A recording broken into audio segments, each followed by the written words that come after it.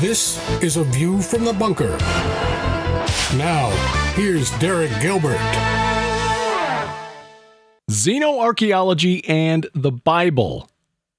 Yeah, that's a thing. And it's this week on A View from the Bunker. Space is not the final frontier, but there are those who want you to think it is. 75 years ago, something crashed in the desert near Roswell, New Mexico. An industry has grown up to sell the idea that the pilots were extraterrestrials. We want you to know the truth. For a limited time, we're making available a special offer featuring the groundbreaking book, The Day the Earth Stands Still. This book shows step by step how the occult teachings of Madame Blavatsky and Aleister Crowley grew into the ancient aliens hypothesis of the modern UFO movement. It's our Gilbert House Roswell special.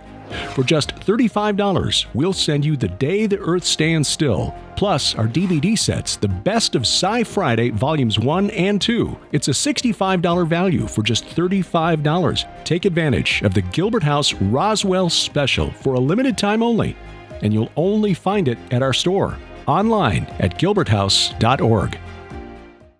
A couple of the ologies that you might not normally hear connected to the Bible. I mean, when you think of the Bible, you think theology, archaeology, but what about cosmology and xenoarchaeology? Welcome to A View from the Bunker. I'm Derek Gilbert. Joining me this week is a gentleman who interviewed me a week ago. Now we're returning the favor to direct some attention his way because he's doing some really unique things using video to reach those who might not normally sit still for a sermon. And that is what we need. We need more of the outreach gets beyond the choir. He's the host and producer of a video series. The YouTube channel is called Project Revelation. His website, detoxbabylon.com. We welcome Michael Stibbs to the program for the first time. Michael, thanks for joining us today. Absolutely, Derek. And really just thank you for this opportunity. I really do believe this is going to be an awesome conversation. So thank you. Well, appreciated the work that you've done. Again, it's different, and I mean that in a good way. It's like, our friend Trey Smith, whose video output is very different from what people would expect from someone with a biblical worldview and tackling topics that are not normally addressed in church. So, and you likewise are dealing with some interesting ologies that pastors don't normally address in church, and this is not meant as a slam at pastors because their time is limited. We've had a couple of pastors as good friends, and I know from talking with them a little bit of the kind of demands that they have on their time, above and beyond what they have to commit to their wives and children or husbands and children. So it's difficult for them to put in the extra study to get into the weird stuff that Sharon and I get into, that you get into, and so on. Project Revelation, how did this get started, and what sort of topics do you try to address?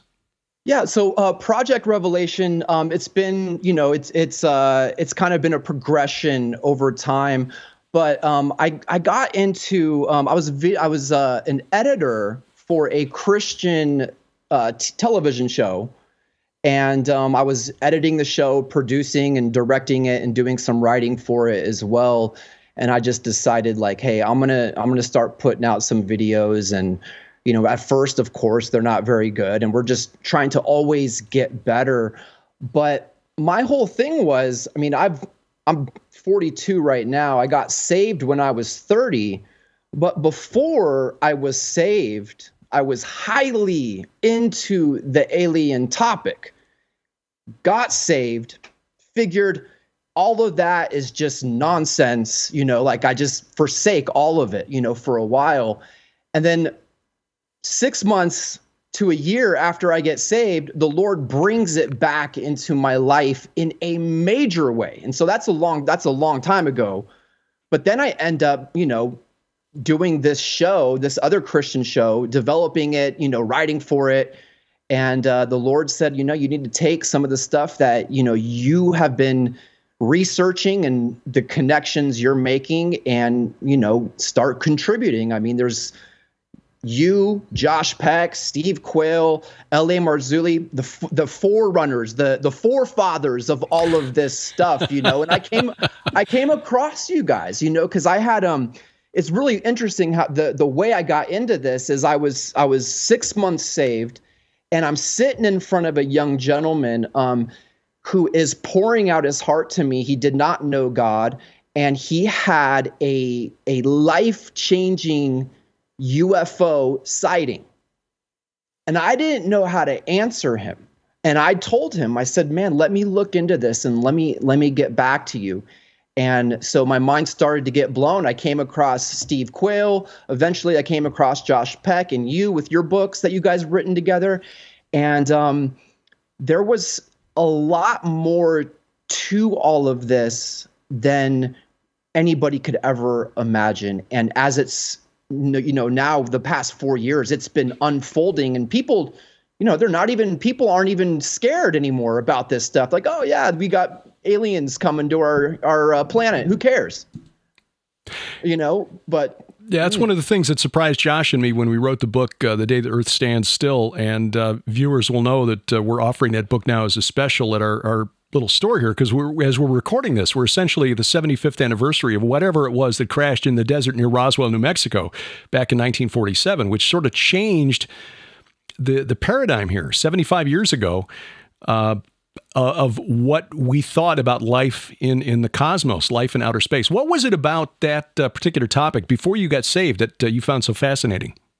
Well, at the risk of sounding weird, I had a reoccurring dream pretty much my whole life. And it was a little bit different each time, but it was having to do with, I would see UFOs in my dreams. And I was playing in a band at that time. I grew up in near LA, Los Angeles, Hollywood. And I was playing in a band, and everybody that I knew was playing in bands. Everybody was doing drugs, psychedelics and stuff. I was very much I was into the new age mindset. Like, I believed that there were going to be aliens that were going to come here and save humans. I literally believed that to be the truth.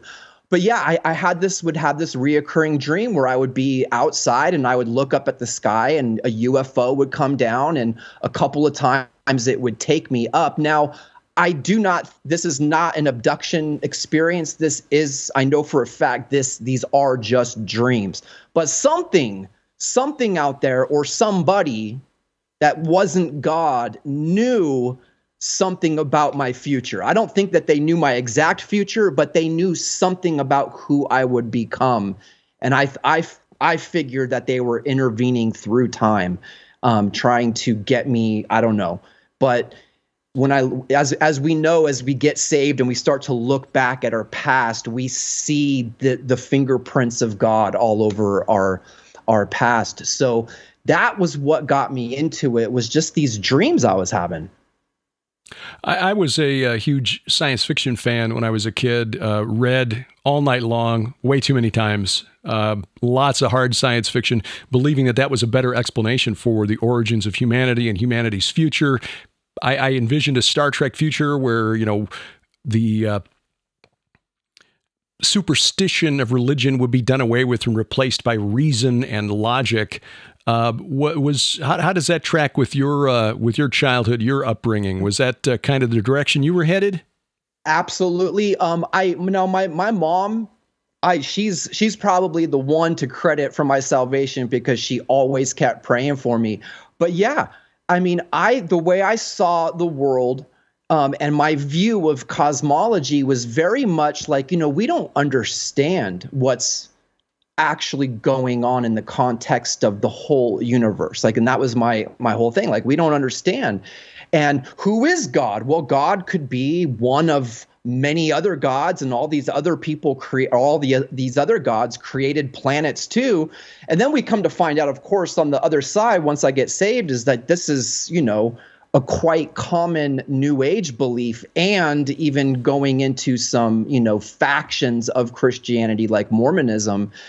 And I got to ask myself the question, where did we come up with that? Where did I come up with that? I didn't really watch anything or hear anybody say that necessarily, but I think like I said, I think it was these ideas that were being planted in a mind that was thinking that the God of the Bible isn't really the God of the whole universe. It's just a perspective. Now, Obviously, now I do not buy into any of that stuff. I had a radical experience with God that, in my mind, 100% proved that the God of Jacob, Isaac, and Abraham is the God. Like, there's nothing else. And so, yeah, it really does with all of this that's happening right now. I look at it, the root of the deception is cosmology, is how did we end up here? And most people, Derek, are not thinking about this stuff. Even Christians really aren't thinking about this stuff. But the average person driving to work, and they might listen to Joe Rogan for a half hour here, a half hour there, they are slowly but surely being indoctrinated into an entirely different cosmology. Mm-hmm. And that's I don't want to say it's scary, but it's a part of the great deception, because if we can just get people to question, well, we don't really understand our cosmology. If we listen to Lou Elizondo, one of the agents of disclosure, he'll say it all the time. He goes, well, we don't really fully comprehend physics. We don't fully comprehend why we're here. And he'll say it like, well, it's possible that we're not alone. So he's not directly saying it, but he's planting this seed. Now, what does he know on the other side? That they're slowly disclosing over time. And that's the question right there. And then when it comes to Christians, if we look at, and I credit all of you guys and Dr. Heiser with a lot of this stuff of figuring out, just the definition of Elohim and understanding that. Eric von Daniken, or I think I'm pronouncing his name correct, but we look at him and he'll tell you, oh yeah, they misinterpreted the Bible. The Elohim is a group. It's a bunch of beings and it's misinterpreted. But no, that's not even close to being the truth. When we understand grammar, they take one little thread and pull on this thread, and now Ancient Aliens is like 20 seasons in. Right. You know what I mean? And it's all based on research that is not complete. Yeah, no, it's no question that there's a fundamental misunderstanding or misrepresentation of the ancient Sumerian worldview. Why Mike Heiser put out the website sitchiniswrong.com, because Zechariah Sitchin is really the one responsible for putting forth this idea, which is now like received wisdom in the UFO community, that the gods of the ancient world were just space travelers. The Anunnaki were from an advanced civilization. That's not what the Sumerians believed at all. But for those who aren't really familiar with the term cosmology, what does that entail? How do we define that word? Well, cosmology is really it's a theory of the origin of the universe, And so I did a video. It's a mini documentary. I call it The Pastor's Guide to the UFO/UAP topic, and I talk about 3 different types of cosmology. I talk about the 2 different types of Christian cosmology.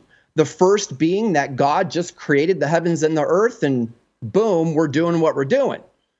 Then there's another version of Christian cosmology that brings in the Elohim, that when God says, let us make man in our image, that the us, and this is based on Heiser, is that that God is referring to the divine council. Let us make man in our own image, and then bringing in the idea of the Elohim. And so you have 2 different types of Christian cosmology. One has the Elohim there, the other does not. And then the third type of cosmology is basically just the Big Bang, because that's what's dominating the secular scientific worldview of there was something that happened. We don't know what it was, but then boom, we're here. And why couldn't there be life on other planets? And so I hypothesize in this video, well, what if, not saying that it will happen, but what if a spaceship came down? And these beings said, hey, we're your creators. Based on your view of cosmology, right, and what you believe to be true about the origin of the universe, that's going to dictate who you think these entities are. In the first Christian paradigm, if you don't understand the Elohim and you don't understand Mike Heiser's work, then boom, your religion's done. You're going with the new world alien order. Of course, if you're the secular and you believe in the Big Bang, then they've been setting you up for that. I mean, since Roswell, really, they've been setting the world up for that. But if you understand who the Elohim are, and you understand the story, there's many stories we can extrapolate from the Bible. And one of them is that Jesus, his mission is to redeem us back to Yahweh, to the real and true God, rather than the little g gods. And that is a huge part of where, if we understand that as a Christian community, by and large, then I think we can set off some of the end time events if we know this in the masses in the Christian world. And that's kind of like, I guess that's my goal. I mean, I don't only talk about the UFO and alien topic, but this is, to me, it's so clear when we go back and we look at, Genesis 6:4 and all of these weird Bible verses that don't quite fit in with the Christian narrative of how we know it, like in megachurch Christianity. Mm-hmm. And I'm thinking to myself, well, if we know that the end times play out, the book of Revelation is a scary and crazy book with fallen angels and wars in the heavens, and yet we just want to believe that, no, we're just going to go to church on Sunday and sing a Hillsong, a Hillsong song. There's so much more to the purpose of a Christian, I think, especially even right now. I think I say it quite often that there's no more important time than right now to be a Christian, shining the light of Jesus and understanding some of this stuff. It's very interesting to me that this narrative has really ramped up since December of 2017. Because again, that was 70 years after the Roswell event, and 70 is a very significant number in the ancient Near East, which of course included the world of the patriarchs, Abraham, Isaac, and Jacob, down to the time of Jesus. The number 70 represented all of them, the complete set, not one left out. So 70 years after, roughly, the Roswell event, the New York Times runs this story about the Tic Tac, the 2004 USS Nimitz incident. Lou Elizondo resigns from his post with the Defense Intelligence Agency. Somehow the video gets to the New York Times, which we found out later, as Josh and I, because our book came out at the same time as the whole New York Times thing. This whole thing blew up, so we didn't have a chance to address it in our book. But we later discovered that this video that was made viral by the Times, USA Today, Fox News. I mean, Tucker Carlson does stories on this all the time. That video had been on the web since about 2007. So why 10 years later is it suddenly then just this big revelation? People who've really been serious about UFOs had known about this event for a long time. Anyway, it was beginning in 2007, or 2017 rather, and continuing now 5 years later, this continues to ramp up where now it's no longer openly mocked in the mainstream media. It's like, boy, isn't this curious? Wow. We really need to know what these are. I mean, U.S. Congress is holding hearings on this. The Department of Defense had to release some information, which they really didn't disclose anything. But it's becoming more and more a part of the narrative over the last 5 years where it's being mainstreamed. And even before this, back in 2012, we found that survey commissioned by Nat Geo, as they were getting ready to launch yet another cable channel about, ancient aliens, that about 36% of American adults believe that we're being visited by extraterrestrials, which when you compare that to the number or the percentage of American adults who actually have a biblical worldview, it means there are a lot more people who believe in ET than believe in the God of the Bible. What is going on here? If we had to step back and try to analyze the playbook of the principalities and powers behind the scenes in the fallen realm, what are they doing with this narrative? Yeah. Well, I think I flip it from what the ancient aliens say. They'll say this. They'll say, well, in the past, when these sky people came down from the sky, they didn't understand what they were seeing, so they called them gods. Now, I'm going to flip that. I'm going to say that we don't understand what we're seeing today, okay? And a part of it is secret military programs, but by and large, like I look at the Tic Tac thing, I've looked at that 1,000 times and read the story 1,000 times. That you can't explain that. You can't explain that with technology. But it's this, if in light of the book of Revelation, it really feels to me that they want to be worshiped again. And it's almost coming to like the critical mass, where the topic is getting worn out so much and so many people are talking about it. People are desensitized, but it's coming down to this worship.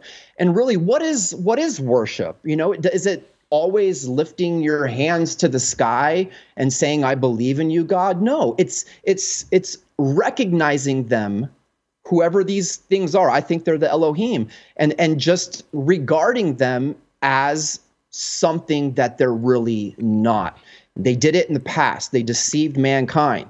They took the worship away from Yahweh and got it on themselves, and that's got them into a lot of trouble. And we're doing the same thing today.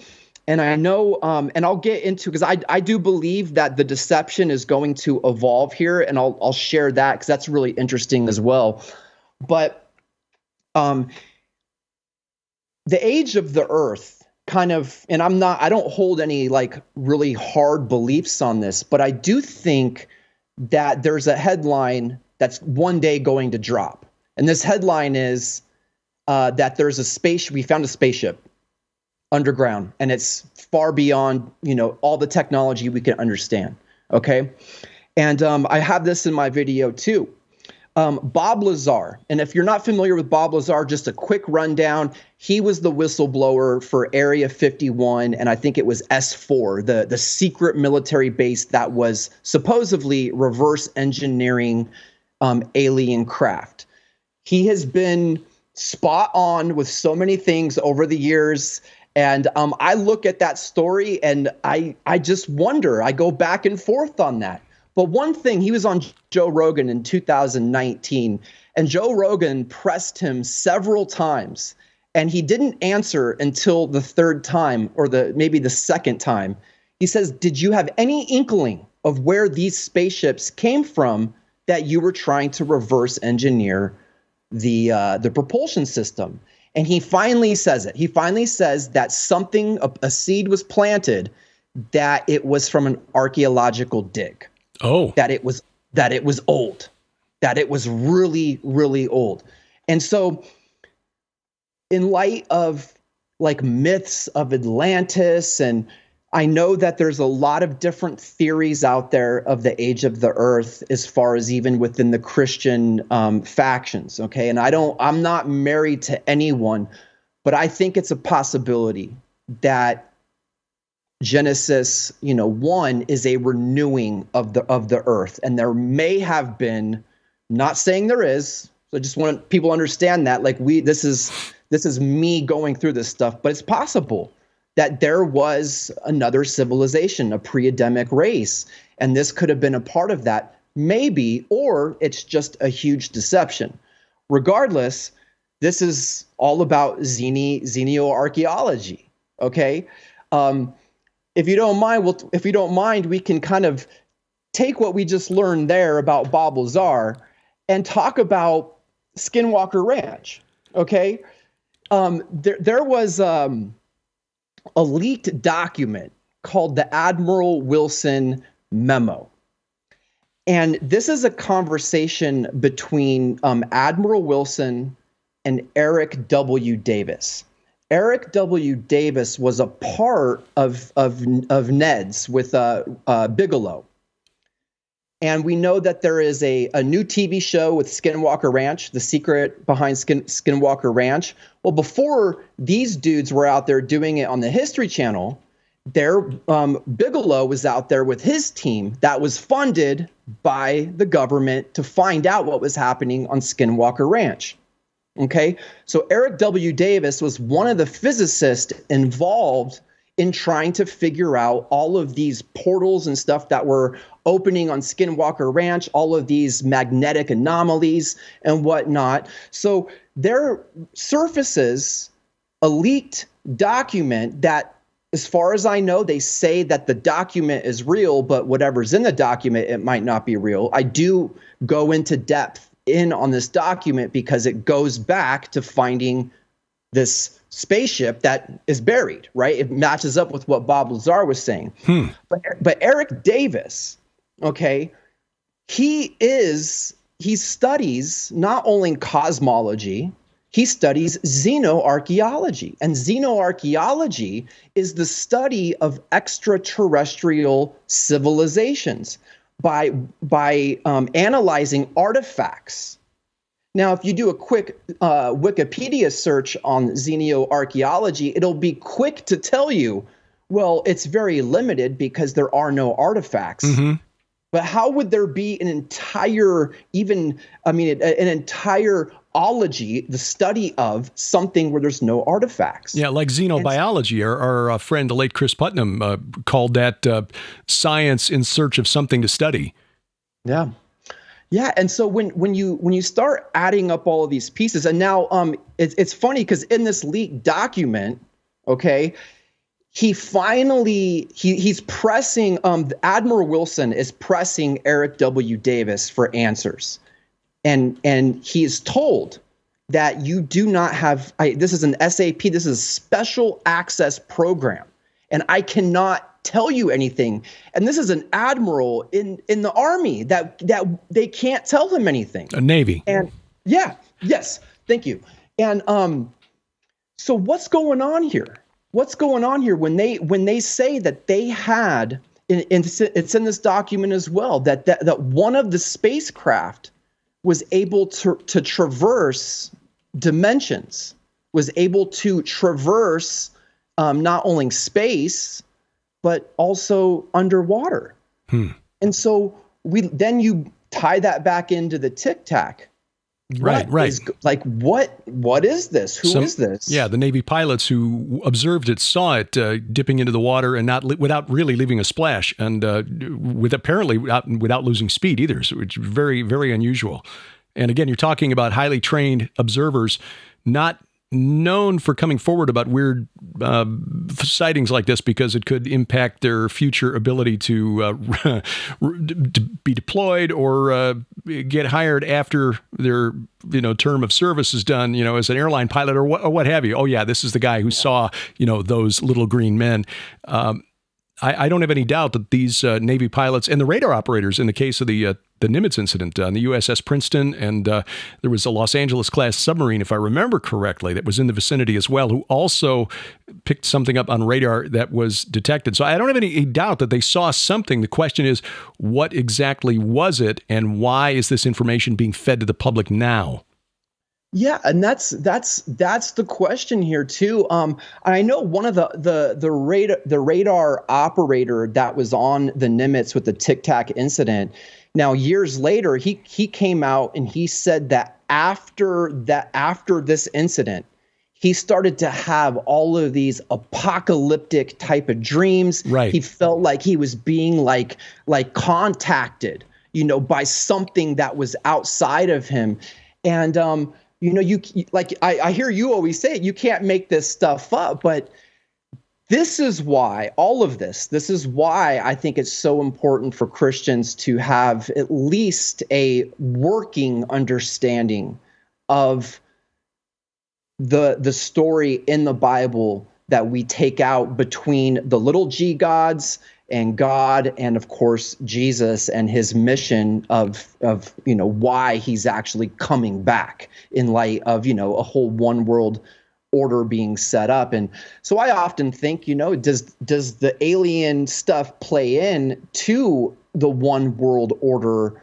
type of stuff? Like, do these entities actually help usher that in, whether it's in physical form or just through what they've been doing and contacting, people that I like to call the alien prophets, like Stephen Greer Von Daniken and Sitchin, were they actually getting their information kind of like how maybe Aleister Crowley was getting his information through transcendental meditation? And we're seeing a lot of that too. I mean, Stephen Greer, he's all about transcendental meditation, and he'll tell you this. He'll say, and I'm quoting him emphatically, he'll say, they want to come and save us, the aliens. There's several ET civilizations that have technology, and they already have it here, and they want to help us go into a new golden age. And it's exactly the same thing as Aleister Crowley, going into the Eon of Horus, and it's just repackaged in a very different way. And this time it's accompanied by the news and the tic-tac and lights in the sky. And so the ordinary person that doesn't understand this, that doesn't know God, and then here I am, here your audience, as if you're listening to this, now you're in front of somebody who might believe an interesting and antichrist type of cosmology, and now you got the answers. You got the answers. Say, no, let me tell you the untold story of Jesus. It's not Hillsong and Elevation Church here. You know what I mean? It's not self-help and the word of faith. This is real spiritual warfare coming to your front door. I promise you, I worked in the world for a long time as a Christian, and I was a manager at a coffee company, and the younger kids, they full-heartedly believed that the ancient alien theory was legit, and they would talk to me about it. But what about this? What about that? And then we have the answers to show them and lead them through that. Not saying they come to Christ right away, but we need to oppose all of this nonsense out there, because at the root, it's cosmology. So if you do have time, I can go into how I believe the simulation hypothesis overlays onto the alien deception. And that, to me, it's pretty much where I'm going to take my channel in the next year or so, is talking about that, because it's a real scientific hypothesis, the simulation. They say it theory, but it's the hypothesis. And this, have you heard of that? Well, you explain it. I think I know what you're talking about, but I don't want to assume that we're on the same page here. But it's again, like with the ancient aliens hypothesis, it sounds very scientific, unless you're actually an expert in either archaeology or biblical theology, like a Dr. Michael Heiser, who's one of those rare few who, like an L.A. Marzulli, Tom Horn, Steve Quayle, has done some study on the UFO phenomenon and compared that with the Bible to see where there's overlap. And that Venn diagram overlaps a lot more than most Christians think. I mean, as L.A. Marzulli found out back in 2008 when you had the Stephenville flap in Texas, and he sent out messages, emails, and letters to dozens and dozens of churches in that area of Texas, because that was a phenomenon, whatever those craft were, that was seen by a lot of people, hundreds of people. And so it was all over the news, mainstream news back in 2008. The Stephenville, and of course you got the Phoenix Lights going back to the 90s, but in 2008, relatively recent, and he couldn't get an invite from a single church in the area to bring him down to offer a biblical response to what people saw with their own eyes. Pastors just wanted to avoid it and pretend that it didn't happen. And so the assumption by people who'd seen it or heard about it, saw it on the news, was that, well, the pastor, and by extension the Bible, doesn't have an answer for this. So that means the Bible doesn't account for it, which means I can't trust the Bible, which means I've got to look elsewhere for answers, which is why you've got thousands of people going every year to Roswell and McMinnville, Oregon, and Eureka Springs, Arkansas, et cetera, to look for answers. These UFO festivals are not about how did the aliens come up with the technology to cross the distance between the stars. It's a spiritual quest. We saw that firsthand when we went to Roswell for the 70th anniversary. And again, as we're recording this right now, the 75th anniversary festival is ongoing as we speak. I guarantee you there are more booths there selling healing crystals and palm readings than there are, say, recruiters for MIT or Caltech. And certainly more booths presenting a New Age worldview than there are Christian churches saying, we've got the answer here in what L.A. Marzulli calls the guidebook to the supernatural. It's right here. We've got it. And we're happy to give you a copy.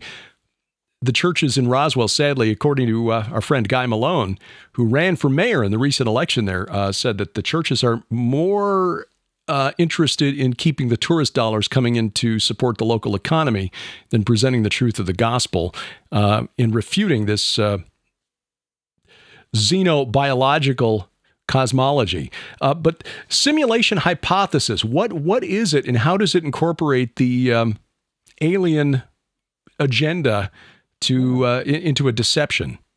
Well, so the way that I'll explain what it is first. So the simulation hypothesis, just in a nutshell, is based on probabilities and anthropics, which is probabilities, and it has to do with cosmology, is what they're saying, and the forerunner of this is Nick Bostrom, which I highly recommend reading some of his stuff. He's a bad interview. I've watched several interviews, and he's just terrible. But his writings are genius, from his perspective. You know what I mean? Mm-hmm. But they're saying based on probabilities, and this is what he's saying, is that if one day we can come up with an artificial reality that is undiscernible from our reality here, that based on that probability, we would have to assume that we are living in one layer of a simulation. Okay? And I know it sounds really, really mind-bending, but it's all based on, like I said, probabilities. Well, why would we be the first ones to figure this out? Mm-hmm. Right? If we can figure it out. So then what they're saying is that there's, layers that we could be in like hundreds of thousands of layers of different simulations. Now, we understand as Christians, this is absolute garbage, but it is being regarded as real, as something that a lot of fringe scientists believe is actually real. So now, based on what I said earlier about cosmology, okay, let's say if I take everything that we understand about the alien topic and go 100 years into the future, right? What are they going to say about our cosmology then, based on more artificial intelligent algorithms that are going to be able to go through all of history's text and come up with its own cosmology?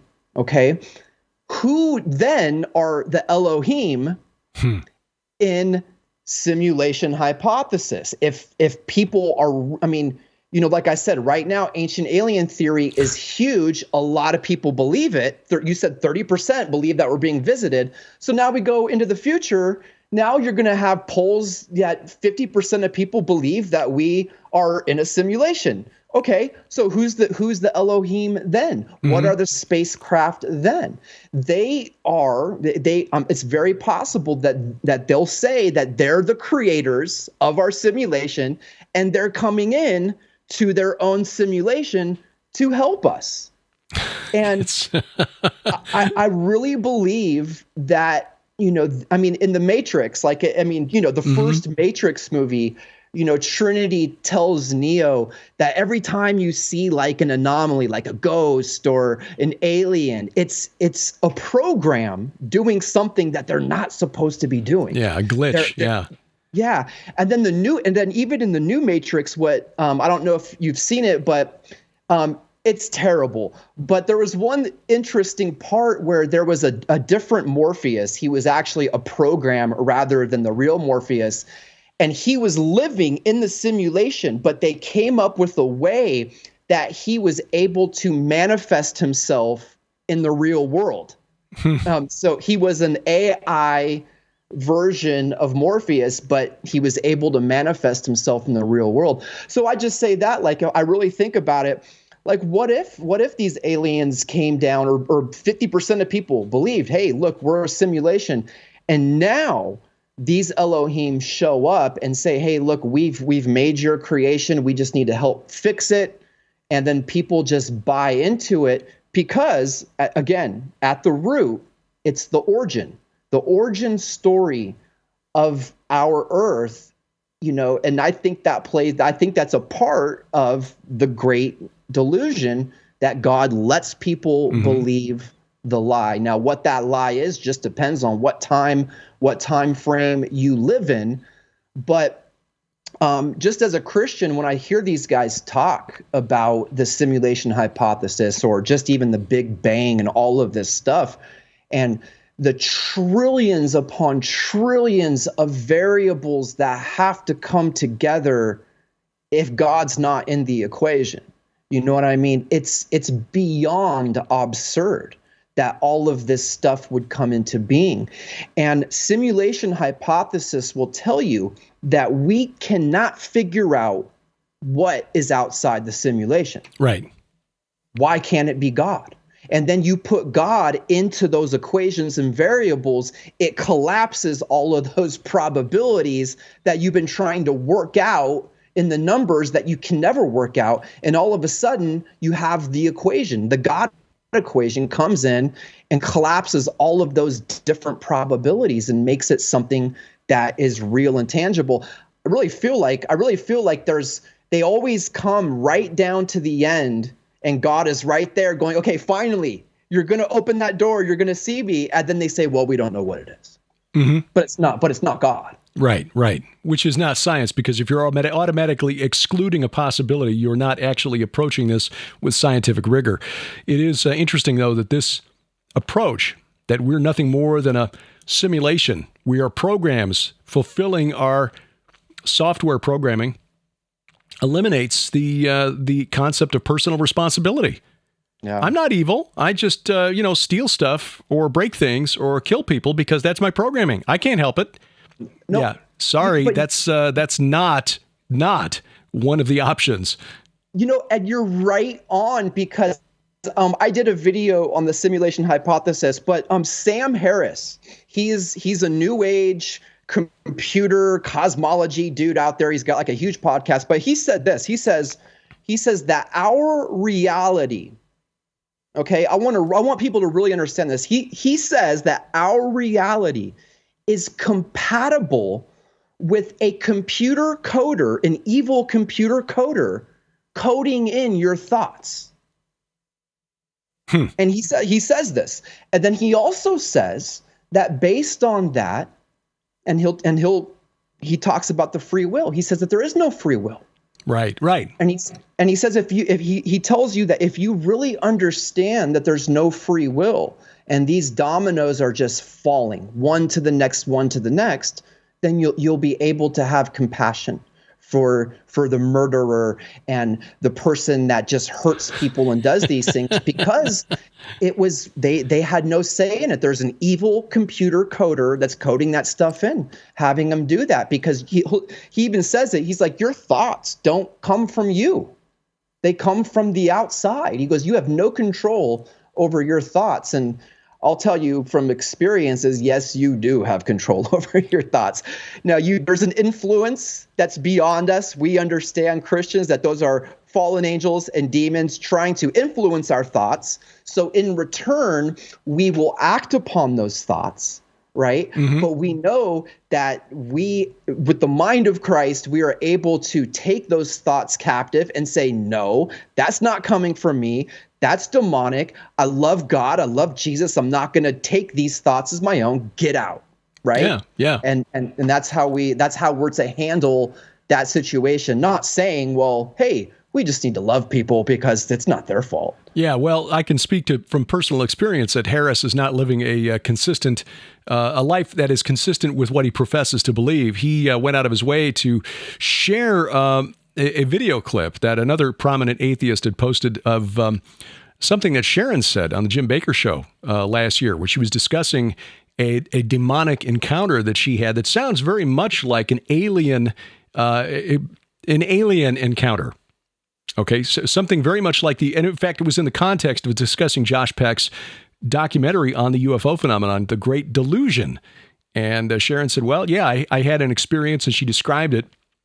Very, very terrifying. She told me about it at the time. This was more than 15 years ago. It happened a few times and then ended.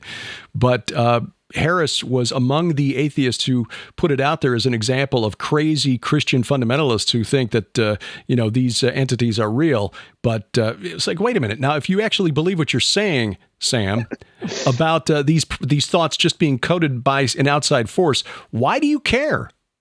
Why do you care? Why do you hold up my wife as an example of a person who's unstable and dangerous if we are all just being programmed from the outside? If we're all being programmed from the outside and this is all just a simulation, none of this matters. And that's really the danger here.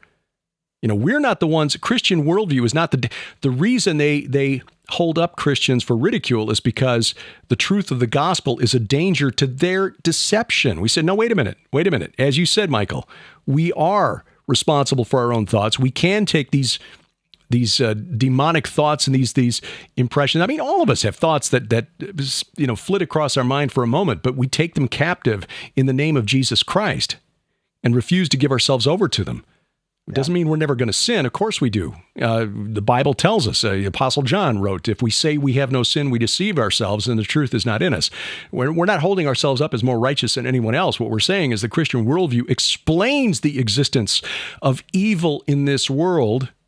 And yeah, there are outside influences working on us to persuade us and to compel others to committing acts of evil. As we're recording this today, we're getting news reports of a mass shooting at a 4th of July festival, a 4th of July parade in an upscale suburb of Chicago. At least 5 dead reported so far as we record this on July 4th. So there are acts of evil. Intelligent evil is at work in this world. And what we're discussing today, this deception, an alternate cosmology that postulates anything from ancient aliens to evil computer coders as our real creators, is part of this deception, leading us to some really wrong conclusions about where salvation lies. And of course, as Christians, we understand there is no salvation apart from Jesus Christ. He is the way, the truth, and the life, and no one gets to the Father except through him. But again, Michael, I would say very few pastors out there are addressing this in the pulpits. And again, it's not a slam at them because of the time demands of being a pastor. So this is why I wanted to invite you on the program today to talk about this and just direct people your way, because I know that there are people who have experiences similar to what Sharon described, and they're not getting answers from their pastors or from their families or from their colleagues or coworkers who would hear something like this. And based on the abuse that she took on social media, it's no wonder people are ashamed or afraid to intimidated about speaking out when things like this happen. But there are answers out there. Project Revelation, where do people go to follow your video series and dig deeper into some of these strange aspects of the human experience that the Bible has answers for? Yeah. So I have the YouTube channel. Just search Project Revelation. It'll take you right there. I do have a website that's I'm working on that, of changing the name over, but it still has the name Detox Babylon, and it's really just a landing page. But yeah, YouTube is the best place to find my material. And we've got lots of videos. And when I tell you I'm just getting started, I really mean that. Like, we've got so much in the works. I'm working on the video that you and I made together. It's going to be a mini documentary on the return of Saturn. And we're going to talk about some of the same types of ideas there. And that's what I do. I make little mini documentaries, and then I do like topical stuff as well. You'll find just like news stuff from a Christian perspective. And then, I drop maybe once every 2 or 3 weeks, I drop a mini documentary. So Project Revelation. Okay. I'll put a link to that in the show notes. Michael Stibbs, host and producer of Project Revelation. Thank you for joining us today. Absolutely. Thank you, Derek.